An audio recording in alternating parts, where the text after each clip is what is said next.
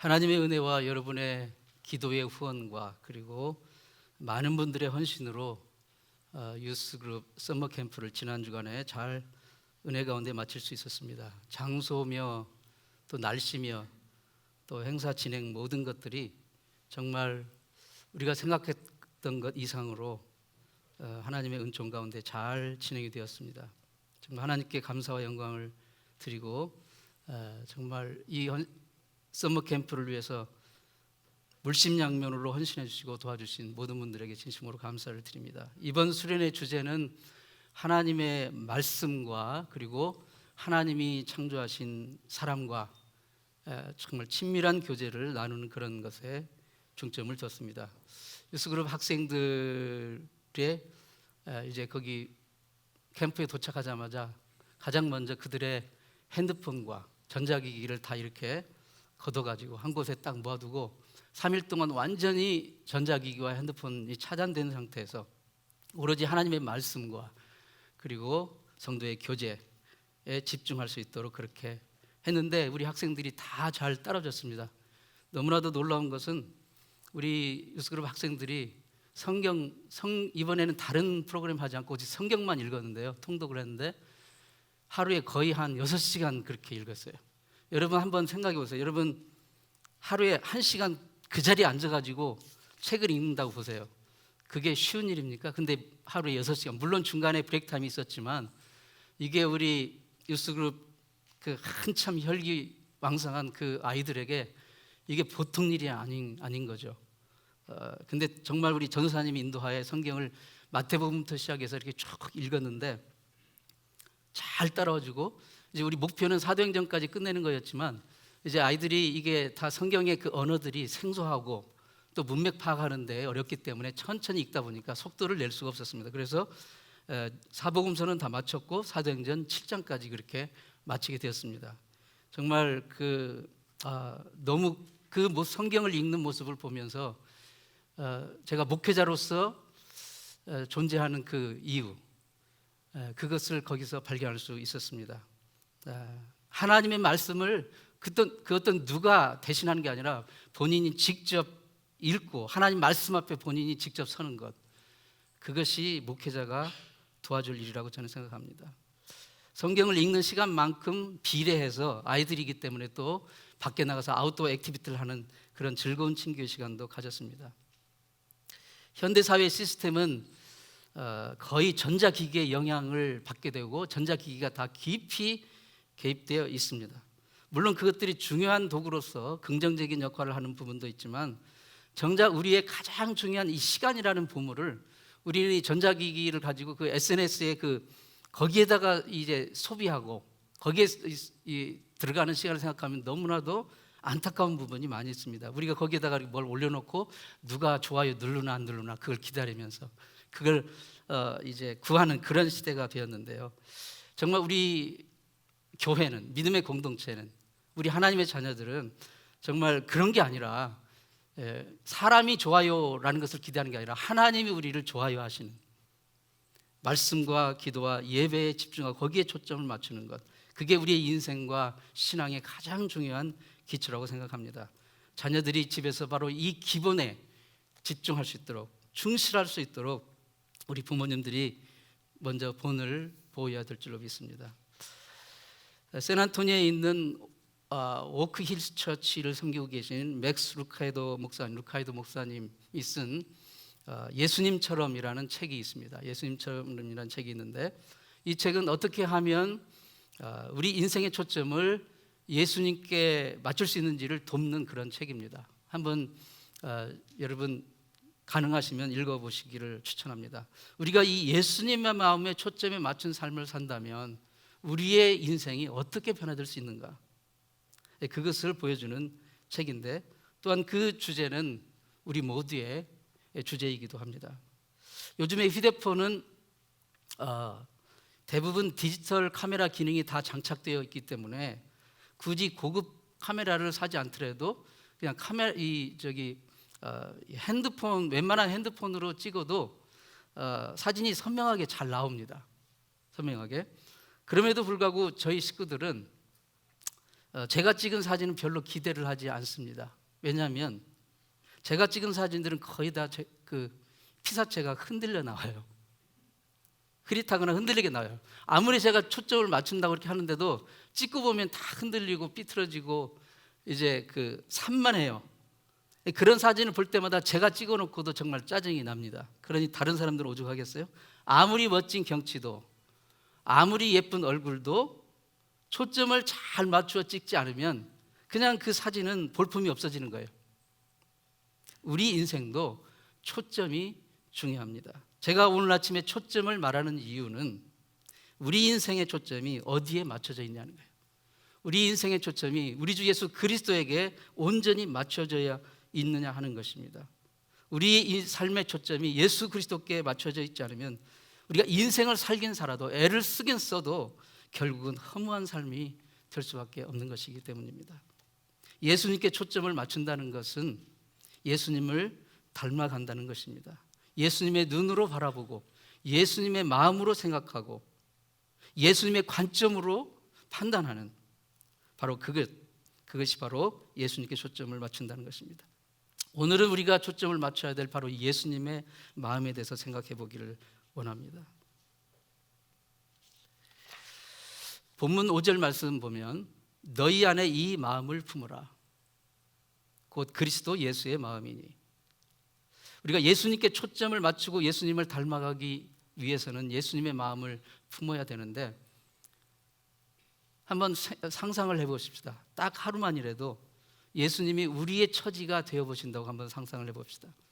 그래서 예수님께서 우리가 일어나는 그 아침 시간에 예수님도 똑같이 일어나시고 우리가 아침에 먹는 메뉴를 예수님도 드시고 우리가 다니는 학교에 예수님도 등교를 하시고 우리가 취업한 직장에 예수님도 출근을 하시고 우리가 귀가하는 시간에 예수님도 귀가하신다면 예수님은 그 하루를 어떻게 보내실까?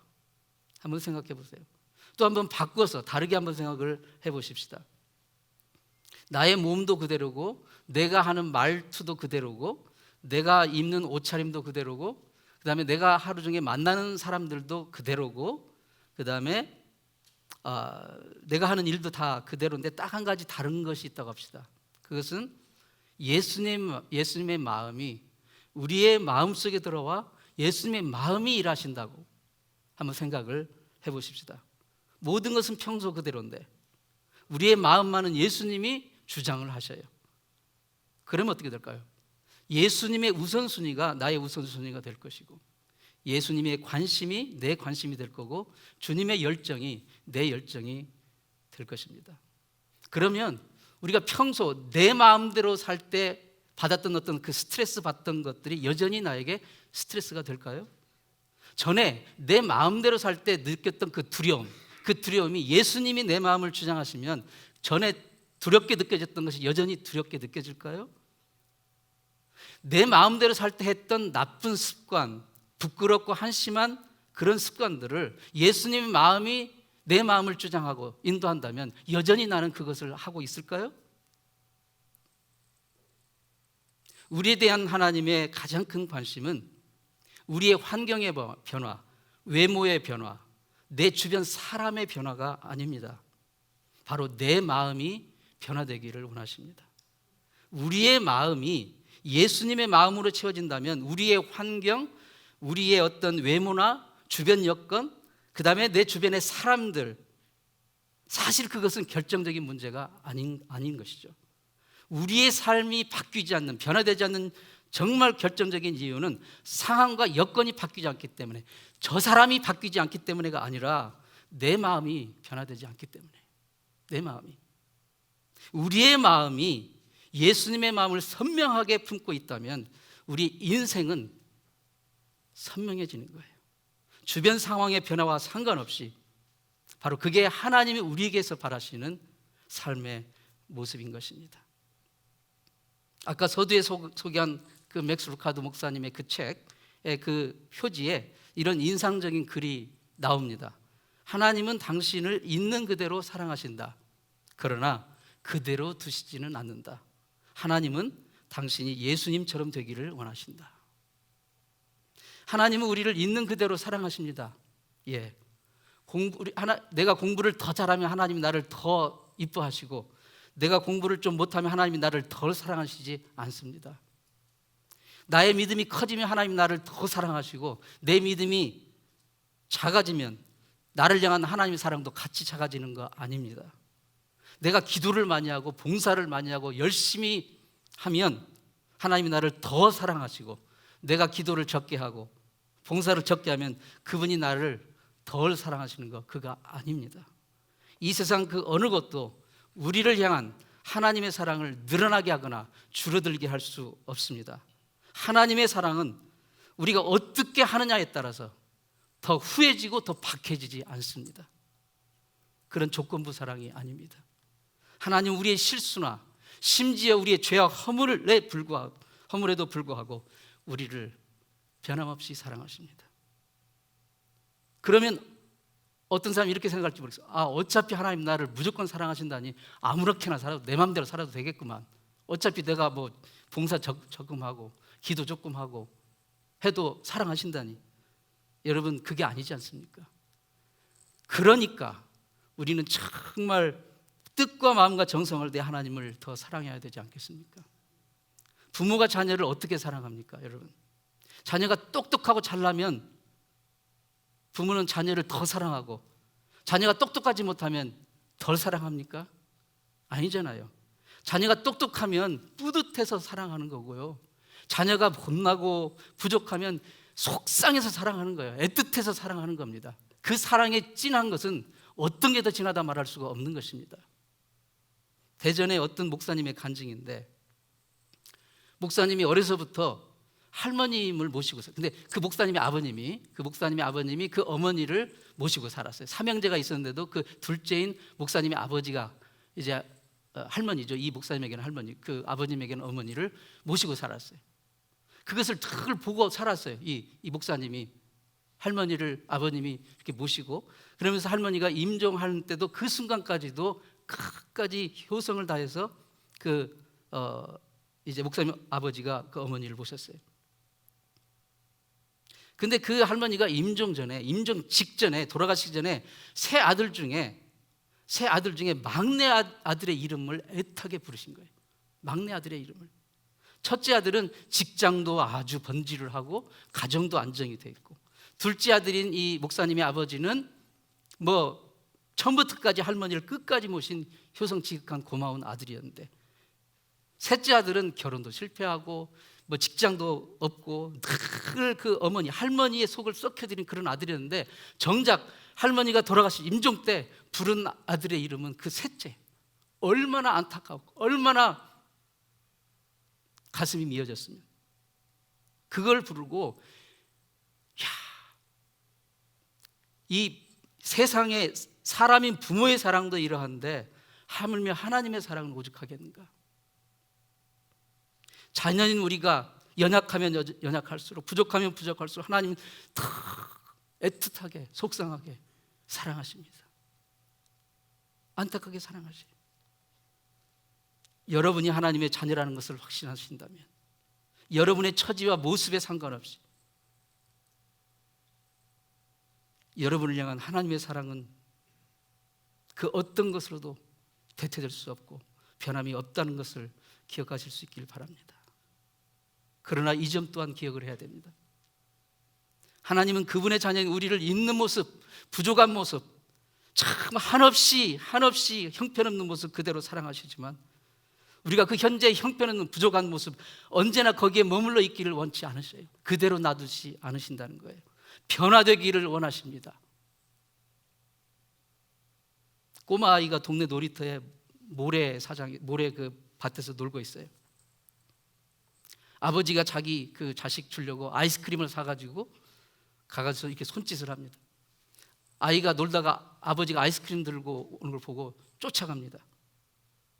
아버지가 아이스크림을 아이 손에 쥐어주려고 하는데 보니까 아이 막 얼굴에 입술에 모래가 범벅이 되어 있는 거예요, 손에. 근데 아이는 막 무작정 아이스크림을 뺏어가지고 먹으려고 합니다. 그래서 아버지가 안 돼, 이 모래를 먼저 씻고 나서 지금 네 입속에 있는 모래를 먼저 씻어내고 그 다음에 아이스크림을 먹어야지. 지금 그대로 먹으면 큰일 나.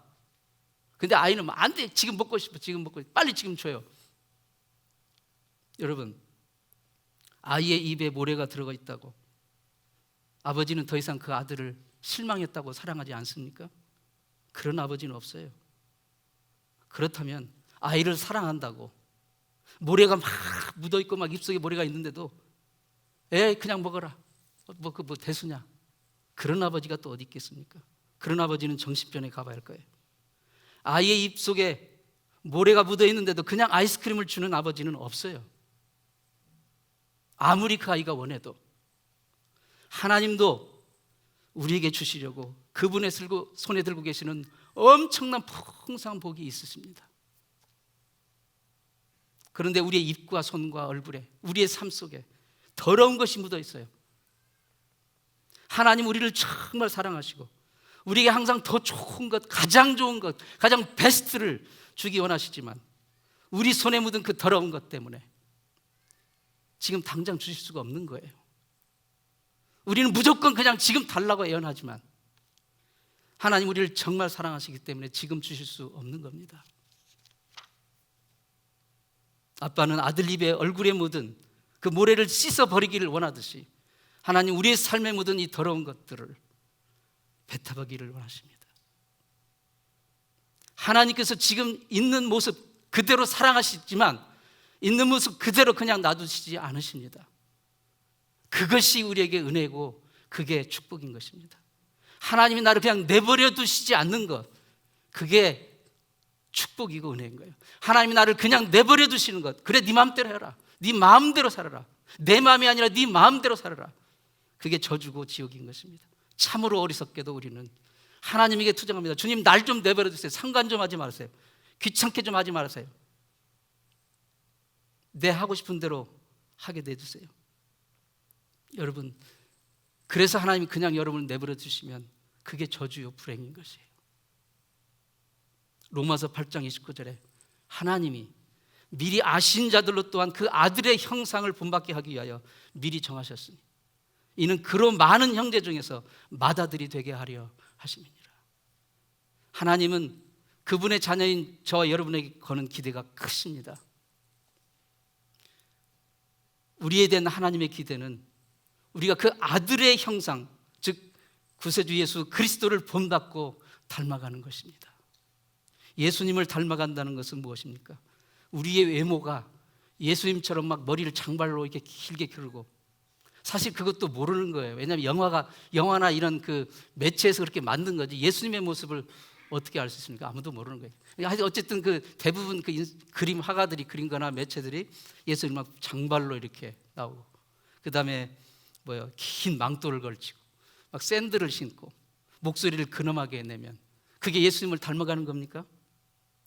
가난한 가정에서 아버지를 도와 목수의 일을 하면 예수님을 닮아가는 겁니까? 예수님을 닮는다는 것은 그게 아니라 우리의 마음, 우리의 삶의 태도가 예수님의 마음, 예수님의 삶의 태도를 본받는 것입니다. 예수님이 이 땅에 계셨을 때 외모적으로는 사실 그 당시 사람들과 별반 다를 게 없었어요. 이사야 선지자도 증언하지 않습니까? 아무런 외모로는 아무런 흠모할 만한 그런 모양도 풍채도 없으셨다고. 그들이 입는 옷 그대로 입으셨고요, 그들이 먹는 음식 주님도 드셨고, 그들이 살던 그런 종류의 집에 그냥 사신 거예요. 그들이 살던 삶의 모습, 처지, 여건 동일하게 그 중동 지역에, 팔레스타인 지역에 그 삶의 형편에서 그대로 사신 겁니다. 하지만 예수님은 전혀 다른 퀄리티의 삶을 사셨어요. 삶의 환경과 처지는 사람들과 다를 바 없었지만 전혀 다른 삶의, 전혀 다른 차원의 삶을 사셨어요. 어떻게 해요? 예수님을 3년 반 동안 따라다니면서 같이 먹고 자고 함께 했던 베드로는 나중에 그분에 대해 이렇게 증언했습니다.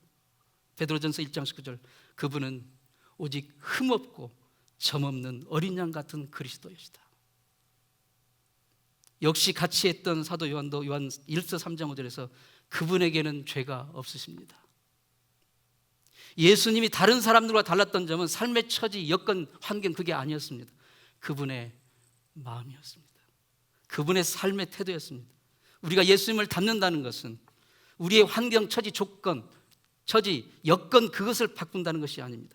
우리의 마음을 바꾸고 우리의 삶의 태도를 예수님의 방향으로, 예수님의 마음을 향하여 새롭게 하는 것입니다. 우리의 삶의 형편은 쉽게 달라지지 않습니다.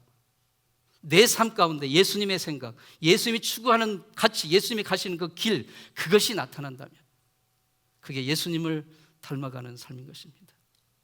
우리는 나에게 지금 코앞에 닥쳐진 이 문제, 어려운 문제, 직면한 이 문제만 해결되면 그 뒤에 예수님을 열심히 믿겠습니다. 그 뒤에 예수님을 닮아가겠습니다라고 다짐합니다. 고등학교 졸업반은 내가 대학만 들어가면 예수님 열심히 섬기고 신앙생활 열심히 하고 예수님 닮아가겠습니다. 대학생은 내가 대학생이 됐어요. 근데 대학생이 되면 내가 취직만 되면 좋은 직장에 취업만 되면 그때 예수님 닮아가겠습니다. 취직하게 되면 내가 승진만 하면 내가 이 시장에서 이 프로젝트만 마치면 그때 예수님 열심히 닮아가겠습니다.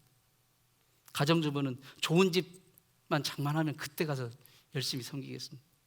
부모들은 우리 자식 문제만 잘 해결되면 그때부터 예수님 닮도록 노력하겠습니다. 하지만 그것은 다 속고 있는 것입니다. 그런 날은 결코 오지 않습니다. 아무리 대학에 들어가고 원하는 직장 얻게 되고 직장에서 승진하고 좋은 집 장만하고 자식 문제 다 해결되어도 내 마음이 바뀌지 않으면, 내 삶의 태도가 주님의 마음으로 향해 있지 않으면 우리는 결코 예수님 닮은 삶을 살 수가 없습니다. 우리는 예수님의 마음을 품고 있습니까? 이 질문에 대해서 오늘 서두에서 말한 맥스 루카도 목사님은 그렇다라고 대답합니다. 그렇습니다. 우리가 예수를 믿고 구원받을 때 이미 예수님의 마음도 같이 받았다고 루케이도 목사님은 말합니다. 다만 우리가 평소 그 사실을 우리의 영이 그것을 못 느끼고 그 영이 반응하지 못하고 있기 때문에, 사도 바울도 고린도전서 2장 16절에서 이렇게 말합니다. 그러나 우리가 그리스도의 마음을 가졌느니라. 그러나 우리가, 여기서 우리는 자기 자신을 포함해서 모든 믿는 자들을 향해 말하는 거예요. 그러나 우리가 그리스도의 마음을 가졌느니라. 그렇습니다. 예수님을 내 구주로 믿게 된다는 것은 예수님의 마음과 생각이 우리 안에 들어왔다는 뜻입니다. 즉 우리가 예수 믿고 구원받은 자라면 우리는 예수 그리스도의 마음을 가진 자라는 말이에요. 그런데 이상하지 않습니까? 나는 예수를 믿는 자로서 그리스도의 마음이 내 안에 들어와 계신데 왜 나는 이토록 내 삶이 변화되지 않는가요? 왜 예수를 믿기 전이나 후나 크게 다를 바 없는 여전히 그런 삶을 살고 있는가요? 하는 질문을 하지 않을 수 없게 됩니다. 약 100여 년 전에 북아일랜드의 해변가에 큰 저택에 한 중년 여성이 혼자 살고 있었어요.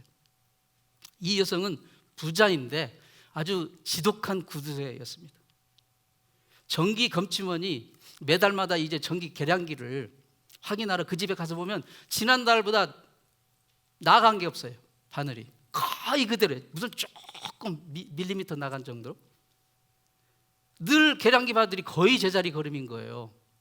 그러니까 이 검침원이 너무 의아하죠. 이 큰 집에 전기를 거의 쓰지 않으니까 이 주인 아주머니가 물었어요. 아니 아주머니, 전기를 쓰기 싫기는 쓰는 겁니까? 이렇게 물었어요. 계량기 바늘이 거의 안 돌아가 있는 거 보니까요. 그러니까 이 주인이 전기를 써요. 근데 쓰는데 저녁마다 씁니다. 어떻게 쓰냐면 해가 떨어지면 초에 불을 켤 때 잠깐 켰다가 초에 불을 붙이고 나면 꺼버립니다. 여러분 참 안타까운 일 아닙니까? 이 집에 전기가 들어와 있어요. 우리 안에 예수의 마음이 들어와 있습니다. 근데 이 주인은 전기를 쓰지 않아요. 전기가 들어왔을 때나 안 들어왔을 때나 거의 차이 없는, 변함이 없는 그런 삶을 살아요. 그냥 촛불 켜고 어둡고 춥고 음침하게 그냥 살아가는 거예요. 전기가 있는데. 예수를 구주로 믿긴 믿지만 예수님의 마음이 내 안에서 활동을 하지 않으니, 주장을 하지 않으니, 내 삶이 예수 믿기 전이나 믿은 후나 크게 다를 바 없는 그런 삶을 여전히 살아가고 있는 거예요. 예수님을 구주로 믿고 구원받은 순간 예수님의 마음이, 우리는 예수 그리스도의 마음을 가졌느니라. 그런데 그 예수의 마음이 우리의 삶의 현장에서 일하지 않고 활동하지 않고 내 삶을 주장하지 않고, 어쩌다 한두 번 인생이 정말 힘들고 슬플 때 잠깐 예수의 마음을 꺼내가지고 조금 이렇게 어루만져 보다가 그냥 내 마음이 조금 편해지면 다시 구석에 집어넣어버려요. 그리고 내 마음대로 살아요. 마치 바느질 할 때 장롱 속에 넣어준 반지꼬리를 꺼냈다가 바느질 하고 나서 바느질 끝나면 다시 집어넣어 버리고 잊어버립니다. 예수님의 마음 같은 것 없는 셈치고 살아가고 있지는 않은지요? 내 마음대로 살아가고 있지는 않은지요?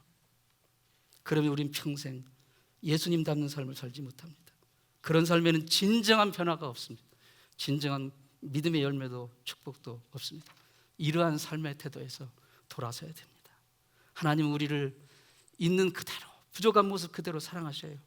그러나 하나님은 우리를 사랑하시기 때문에 우리를 그대로 놔두지 않으십니다. 하나님, 우리가 예수님 닮기를 원하십니다.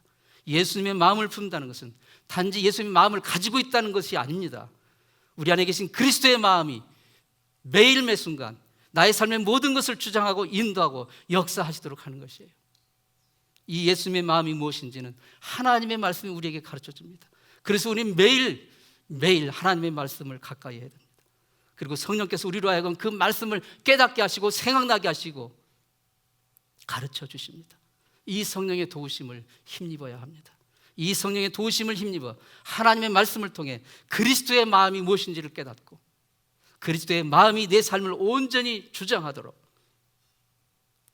바로 그러한 삶, 예수님을 닮아가는 삶, 하나님이 우리에게서 원하시는 그 삶,